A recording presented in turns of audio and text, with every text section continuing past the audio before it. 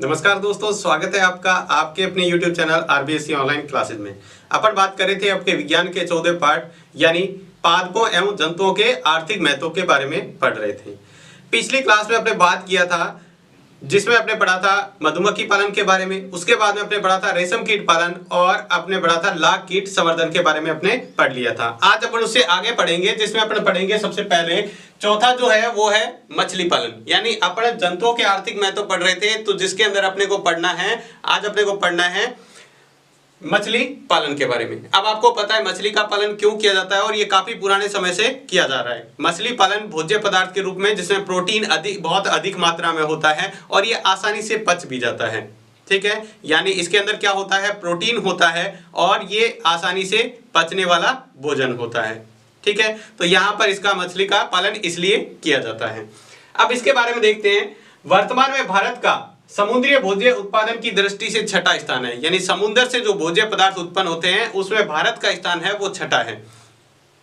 कौन सा स्थान है भारत का? पूरे विश्व में जितने भी देश है उसमें से भारत का है वो छठा स्थान है। इसके बाद में बात करते हैं, मीठे पानी में मछली उत्पादन अधिक होता है। खारे पानी में मछली उत्पादन की तुलना में मीठे पानी में मछली उत्पादन अधिक होता है। ठीक है, ऐसा नहीं है कि खारे पानी में नहीं होता है, होता भी है खारे पानी में, लेकिन जो अपन मछली पालन करते हैं वो मीठे पानी में अधिक होता है। इसके बाद में देखिए, मीठे जल की जो मछलियां हैं जो अपने देश के अंदर यानी देसी मछलियां कौन सी जो अपने भारत के अंदर मूल रूप से पाई जाती है वो होती है देसी मछलियां, जिसके अंदर इसकी प्रजातियां हैं रोहू, कतला और मृगला। ये जो देसी जातियां हैं मीठे पानी में पाई जाने वाली मछलियां हैं। ये विदेशी मछलियां कौन सी है जो मीठे पानी में पाई जाती है, ये भी कौन से मीठे जल में ही पाई जाती है। विदेशी मछली है जिसका नाम है कामन कार्प। कामन कार्प जो मछली है वो विदेशी है और मीठे पानी में ही पाई जाती है। ठीक है, तो यहाँ पर प्रश्न बनता है मीठे पानी में पाई जाने वाली दो मछलियों की जातियों के नाम लिखिए या दो मछलियों के नाम लिखिए। तो आप इनमें से लिख सकते हो। आपसे प्रश्न ऐसे पूछा जा सकता है किसी एक विदेशी मछली का नाम लिखिए जो मीठे जल में पाई जाती है, तो आप लिखेंगे कामन कार्प। ये विदेशी है और ये क्या है, देसी मछलियां हैं। ठीक है, तो ये बहुत ही नॉर्मल सी बात है, आपको ये आसानी से याद रह जाएगा। इसके बाद देखते हैं अधिक मछलियों के उत्पादन के लिए क्या करते हैं। ठीक है, अधिक मछलियों के उत्पादन के लिए जलाशय कैसा होना चाहिए, उसके अंदर क्या क्या विशेषताएं होनी चाहिए वो देखते हैं जिससे मछली उत्पादन अधिक होता है। सबसे पहला तो है चिकनी मिट्टी के जलाशय होने चाहिए। जलाशय कैसे होनी चाहिए, चिकनी मिट्टी जो होती है उसके बने होने चाहिए। ठीक है, जो पक्के जलाशय होते हैं सीमेंट और इनसे बनाए हुए नहीं होने चाहिए, कच्चे जलाशय होने चाहिए, उसमें मछली उत्पादन अधिक होता है। दूसरा है जलाशयों का तापमान, प्रकाश, ऑक्सीजन और जल प्रवाह आदि नियंत्रित होना चाहिए। यानी उसमें पर्याप्त मात्रा में ताप भी होना चाहिए, यानी धूप उसको पर्याप्त मात्रा में मिलनी चाहिए जितनी उसको जरूरत है। ऐसा नहीं है हमेशा छांव में रख दे जहां धूप मिले ही नहीं, तो वहां पर क्या होता है मछली पालन करना, मछली उत्पादन तो होता है लेकिन बहुत ज्यादा नहीं होता है। दूसरा है प्रकाश। यहाँ पर तापमान भी उसका नियंत्रित होना चाहिए, मतलब ना ज्यादा पानी गर्म होना चाहिए ना ठंडा होना चाहिए। ताप भी उसका नियंत्रित होना चाहिए, मतलब उसको जितने ताप की जरूरत है उतना ताप भी उसको मिलना चाहिए, प्रकाश भी मिलना चाहिए। उसके बाद है ऑक्सीजन। पानी में पर्याप्त मात्रा में ऑक्सीजन भी होनी चाहिए और जिस स्थान पर रखा है वहां पर भी पर्याप्त ऑक्सीजन होनी चाहिए। इसके बाद अगला है जल प्रवाह। ऐसा नहीं है कि जो जलाशय आपने बनाया है उसमें हमेशा एक ही पानी पड़ा है और वो पानी में अपन मछली पालन कर रहे हैं। उसमें समय समय पर क्या करना पड़ता है, पानी को बदलना पड़ता है, तब जाके मछली का उत्पादन अच्छा होता है। तो देखो कौन कौन सी बातें ध्यान रखनी है अपने को। अधिक मछली उत्पादन के लिए एक तो कच्ची मिट्टी का जलाशय होना चाहिए, उसका ताप नियंत्रित होना चाहिए, उसका प्रकाश नियंत्रित होना चाहिए, उचित मात्रा में ऑक्सीजन होनी चाहिए और जल प्रभावित होना चाहिए, जल प्रवाह होना चाहिए, ये नियंत्रित होना चाहिए। इसके बाद में देखते हैं अपन मछलियों का भोजन क्या होता है। मछलियां दो प्रकार के भोजन करती है। एक तो वो मछलियां जो होती है जो पानी के अंदर छोटे छोटे जीव वगैरह होती हैं, या छोटी मछलियां होती है, बड़ी मछलियां छोटी मछलियों को खा लेती हैं। ये तो हो गए इनके प्राकृतिक भोजन, मतलब प्रकृति से निर्मित। कृत्रिम रूप से जो भोजन पालन किया जाता है मछलियों का, तो कृत्रिम रूप से कौन सा भोजन उसे दिया जाता है जिसके अंदर अनाज के बहुत सारे टुकड़े होते हैं, जैसे गेहूं क्या हो गया, ठीक है, छोटे छोटे टुकड़े हो गए, ऐसे ही बहुत सारे चावल की भूसी होगी और इस तरह के भोजन दिए जाते हैं। देखो प्राकृतिक भोजन में सूक्ष्म जलीय जीव एवं जंतु, जलीय जीव और जंतु उसके अंदर जो पाए जाते हैं। दूसरा है जो कृत्रिम भोजन है वो चावल की भूसी, गेहूं का चापड़, अनाज के टुकड़े आदि ये दिए जाते हैं। मतलब चावल का जो कचरा होता है, चावल का जो भूसा कहलाता है वो दिया जाता है। गेहूं की चापड़, गेहूं की चापड़ का मतलब गेहूं का जो छिलका होता है ऊपर वाला, ठीक है, गेहूं का छिलका। जब आपने गेहूं का दाना देखा होगा उसके ऊपर जो सुनहरे कलर का जो छिलका होता है उसको गेहूं का चापड़ बोला जाता है। ठीक है, और अनाज के टुकड़े ये काम में लिए जाते हैं उनको भोजन के रूप में देने के लिए। तो मछली उत्पादन के बारे में अपने को क्या क्या बातें ध्यान रखनी है, ये बातें अपने को ध्यान रखनी है। तो ये था मछली पालन। इसके बाद में देखते हैं अपन पशुपालन के बारे में। पशुपालन क्या होता है, बहुत सारे पशुओं का क्या किया जाता है, पालन किया जाता है, ठीक है। लेकिन पशुपालन इसका मतलब ये नहीं है कि पशु को पालना, ठीक है, ये तो अपन आम भाषा में सामान्य अर्थ है। लेकिन पशुपालन का सही मतलब क्या होता है वो देखते हैं। कृषि विज्ञान की वह शाखा जिसमें पालतू पशुओं के भोजन, आवास, स्वास्थ्य, प्रजनन आदि का अध्ययन किया जाता है, उसे क्या कहते हैं, पशुपालन कहते हैं।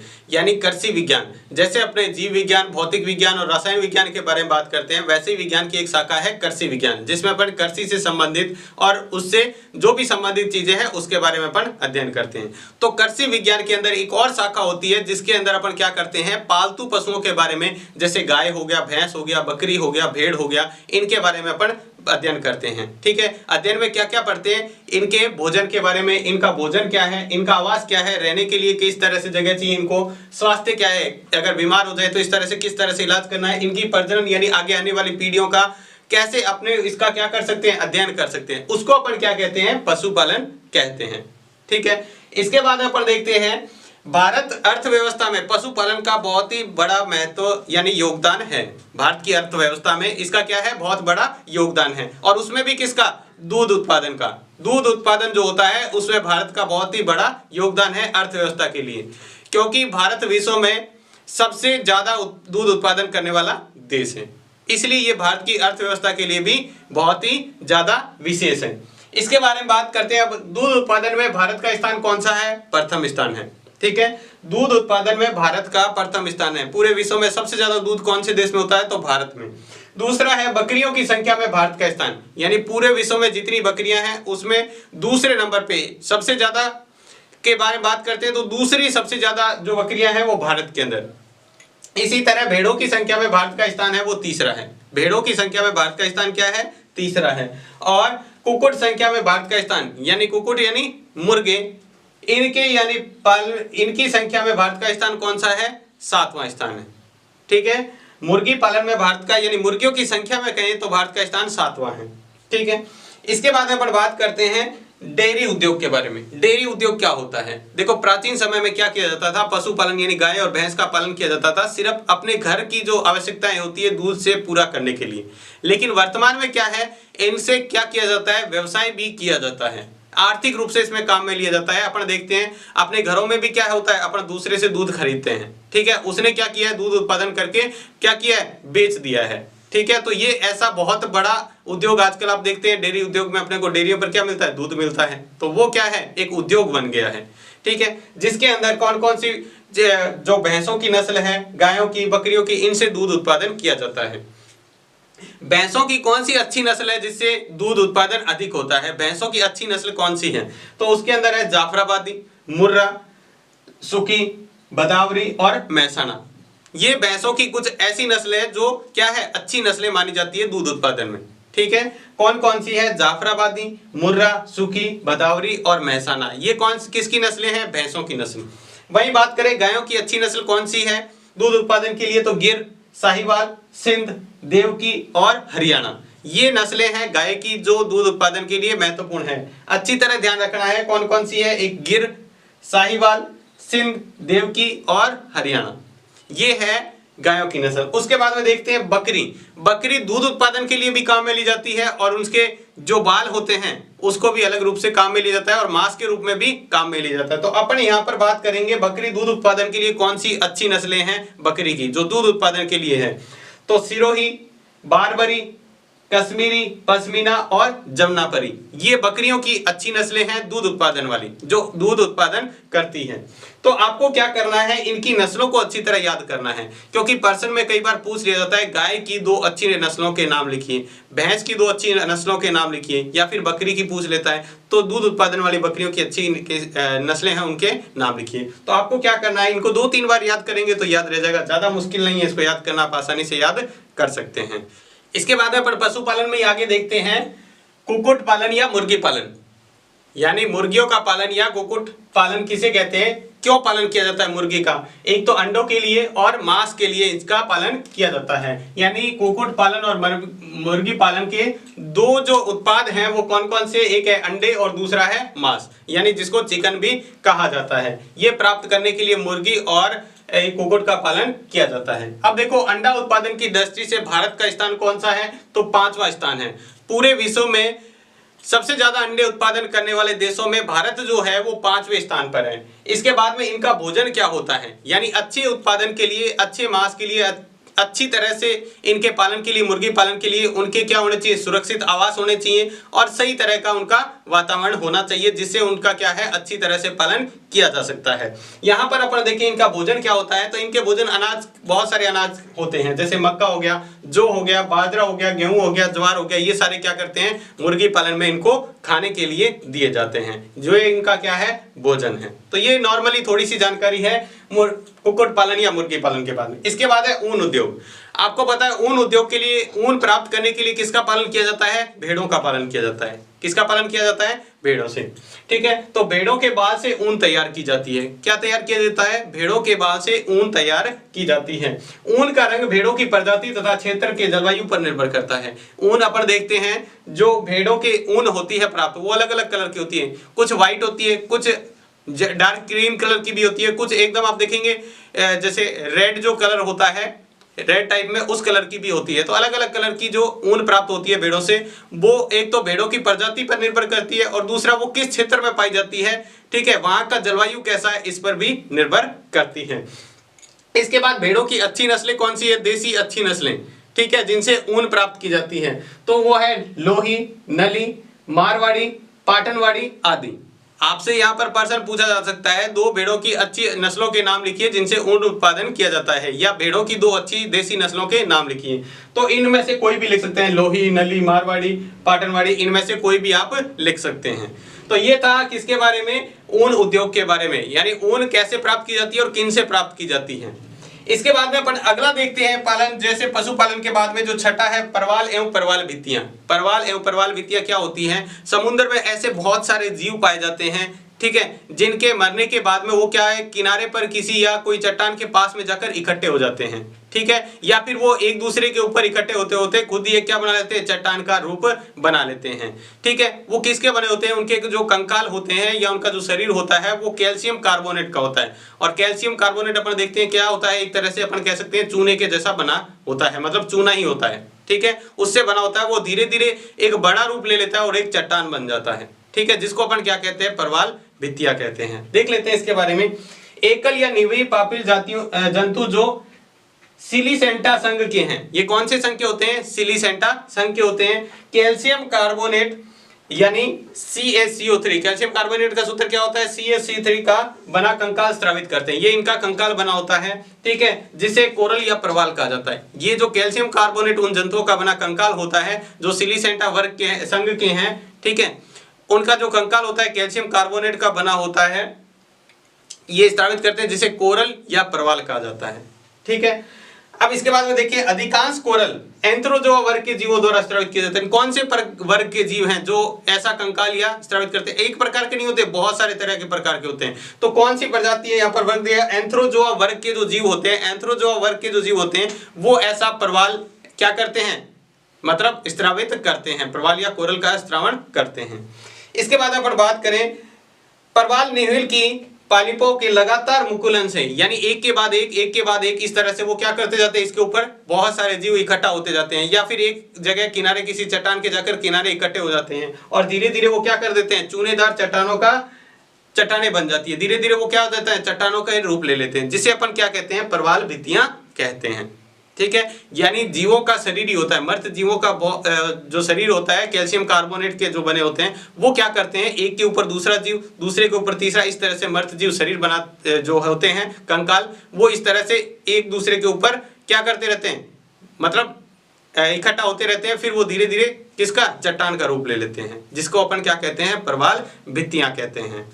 तो ये था परवाल भित्तियों के बारे में और पशुपालन में मुर्गी पालन और ऊन उत्पादन के बारे में। इसके बाद में अब अगला देखते हैं मोती या मुक्ता संवर्धन। मोती या मुक्ता संवर्धन का मतलब क्या होता है? आपने मोती का नाम सुना होगा, रत्नों के नाम सुने होंगे। उसी तरह मोती जो है मोलास्का संघ के जंतुओं से, जो मोलास्का संघ है, एक संघ का नाम है मोलास्का, यानी एक प्रकार के जीव हैं।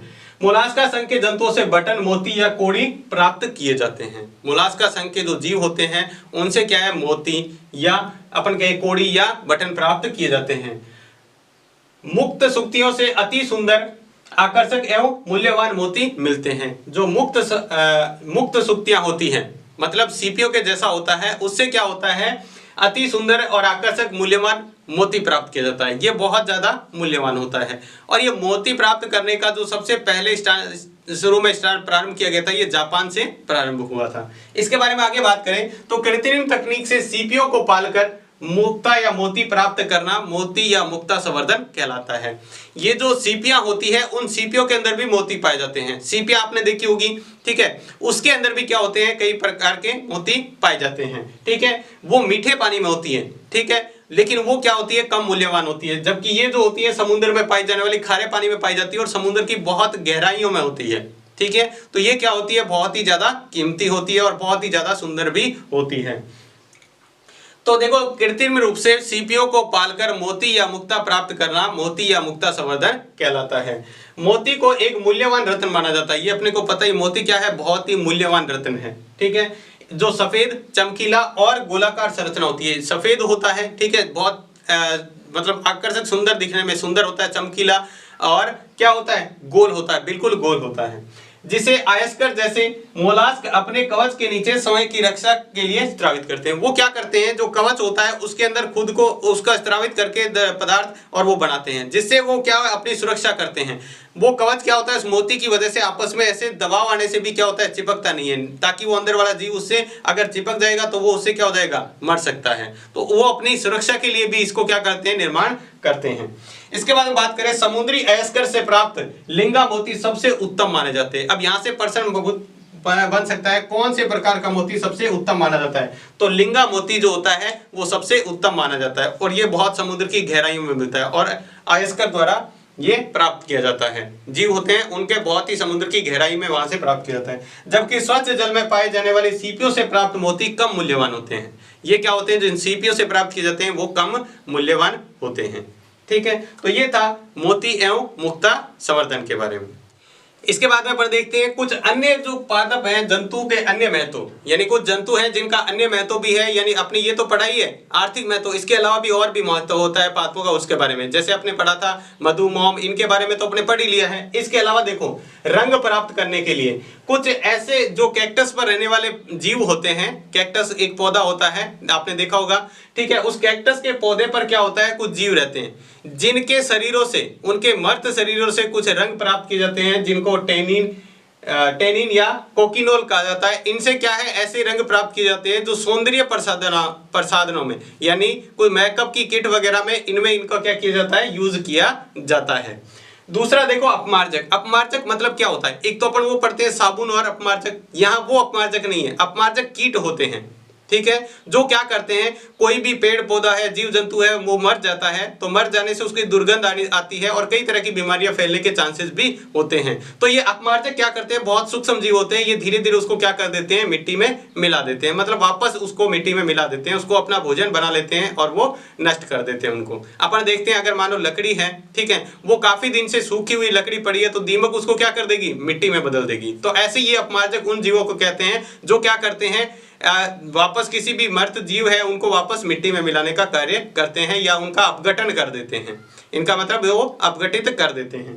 तो अपमार्जक जैसे दीमक हो गया, तिलचट्टा, ये दोनों ही काम क्या करते हैं, अपमार्जक का काम। यहाँ पर एक पर्सन आपसे पूछा हुआ है बोर्ड के अंदर, तो अच्छी तरह ध्यान रखना, अपमार्जक का कार्य करने वाले दो जीवों के नाम, तो दीमक और तिलचट्टा, ठीक है। इसके बाद अगला देखो, औषधीय महत्व के पादप। औषधि यानी दवाइयों के लिए भी इनका कईयों का उपयोग किया जाता है। जैसे ब्लिस्टर मर्ग है, ब्लिस्टर मर्ग का उपयोग कैथाडायरिन नाम में दवाई में किया जाता है, जो क्या है, बालों को झड़ने से रोकने का कार्य करती है।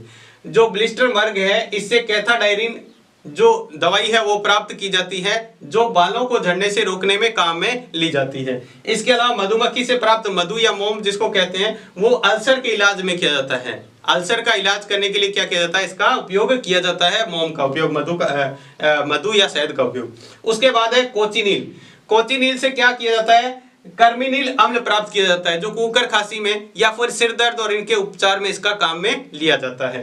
कोचिनील, कोचिनील से प्राप्त क्या होता है, कर्मिनील अम्ल, जो कुकर खांसी में इनमें काम में लिया जाता है। इसके बाद है भोजन के रूप में, जो मांसाहारी मनुष्य होते हैं वो काफी इनका भी यूज करते हैं, जैसे हो गया मेंढक, छिपकलियां, सांप, मछलियां, इनको भी क्या करते हैं, मांस के रूप में, भोजन के रूप में ग्रहण कर लेते हैं। बहुत सारे अपने देशों में इनमें देखे होंगे जो क्या करते हैं, मेंढक, छिपकलियों, सांप, इनको भी क्या कर लेते हैं, भोजन के रूप में खा लेते हैं। इसके बाद अगला है पादपों में परागण। पादपों में परागण करने के लिए बहुत सारे कीट महत्व होते हैं, जैसे अपने पढ़ते हैं पर परागण की जो क्रिया होती है फूलों के अंदर, वो क्या होता है, किसी न किसी दूसरे माध्यम से होती है, अपने आप नहीं हो पाती, उसके लिए कोई दूसरे माध्यम की आवश्यकता रहती है, जिसमें कोई छोटा कीट हो गया, हवा के कण हो गए, ये सारे इसके कार्य करते हैं। तो देखो कौन से कार्य जीव हैं जो परागण का कार्य करते हैं। जैसे तितलियां हैं, तितलियां क्या करती है, एक फूल पर बैठने के बाद में उसके पैरों पर वो परागण के कण चिपक जाते हैं और वो दूसरे फूल पर जैसे ही बैठती है तो वो परागण की क्रिया हो जाती है। जैसे चींटी हो गया, मधुमक्खी हो गया, ये जो नॉर्मल मक्खी होती है ये हो गया, या हो गया भृंग। भृंग मतलब क्या होता है, भौरा, जो भौरा आपने सुना होगा वो क्या होता है, भृंग। यानी ये सारे क्या करते हैं, एक फूल से, एक पौधे से दूसरे पौधे पर जाते रहते हैं, जिनसे परागण की क्रिया बहुत ही अच्छी तरीके से हो जाती है। तो ये था कुछ अन्य महत्व के जो जंतु थे उसके बारे में। तो ये था आपका पूरा 14वां चैप्टर, जिसमें अपने पूरे चैप्टर को अच्छी तरह समझ लिया है। तो आज की क्लास में बस इतना ही। क्लास आपको कैसी लगी ये हमें कमेंट बॉक्स में लिखकर जरूर बताना है। साथ में ही आपका कोई सलाह या सुझाव है तो वो भी आप हमें कमेंट करके बता सकते हैं। अगर आपको ये वीडियो अच्छा लगा है तो इसको लाइक कीजिएगा।